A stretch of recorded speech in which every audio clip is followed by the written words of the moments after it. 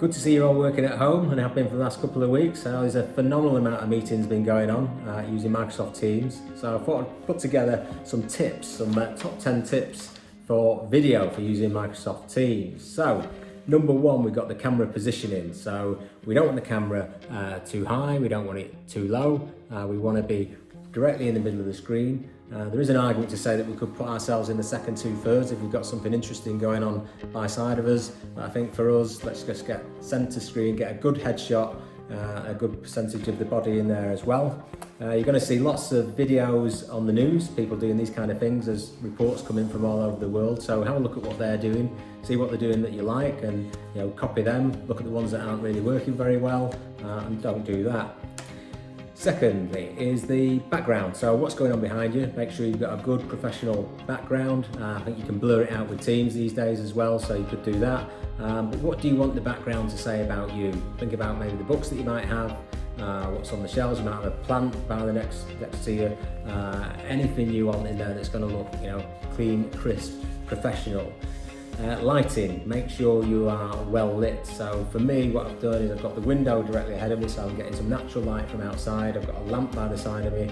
I've got some downlights on as well in here, so I'm getting good light. So don't put yourself in the window and the camera towards you, you'll just end up like a silhouette. So think about your lighting, try some different things out, do some conversations with your colleagues, critique each other and find out what's working well for you. From a sound point of view, if you're doing the conferences on phone, then you might want to use your earpods or your the headphones for the phone. That might cut out some of the reverb that goes back and forwards, maybe a little bit harder on the laptops, but again, try and find out what's working between yourselves and what really, really works.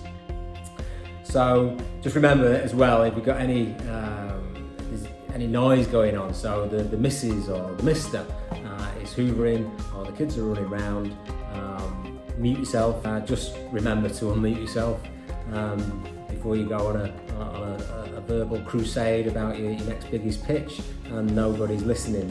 What you might want to do is put like a post-it note on the screen saying that you're muted, just to remind yourself until you get fluid and familiar with that kind of technology. Point number 5 is talk directly to the camera. So there's nothing wrong with when somebody asks you a question on a conference, then looking away and thinking about that, or looking around. That's perfectly fine.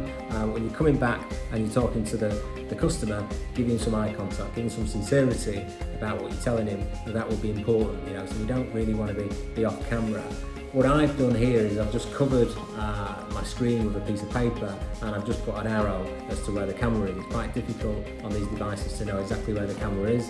Similar with the Microsoft laptops, it's quite hard to see where it is. So failing all that, blank out the screen with a piece of paper and put a hole in it where the camera is, and that'll help you keep sort of focused on there.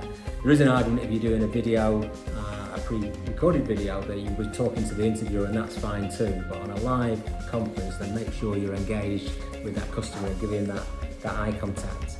So distractions, try to not have anything going on behind you, so that as plain as possible, so you're not the viewer's not distracted in any way. Make sure you've got no distractions going on in front of you. Close the door, maybe put a note on the door just to let the family know that you're on a video conference so they don't come barging in.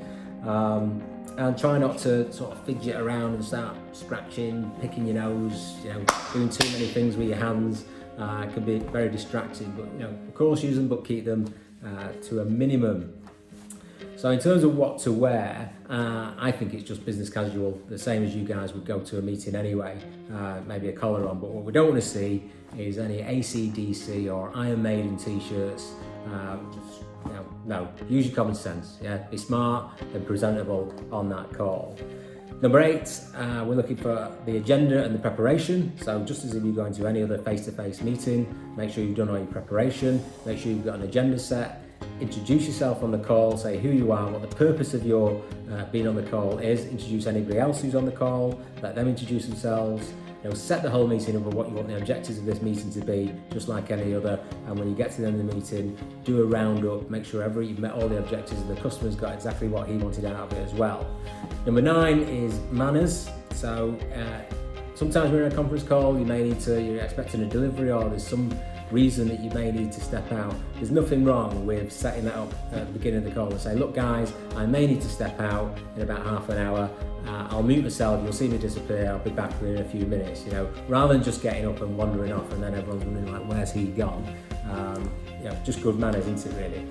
Again, for yourself, feel free to reintroduce yourself. If you've not got a massive speaking part on the call, then and you get 20-30 minutes in and you've got a question, then just say, hey, it's Paul from A&S. I've just got a question on what we've been asking about there.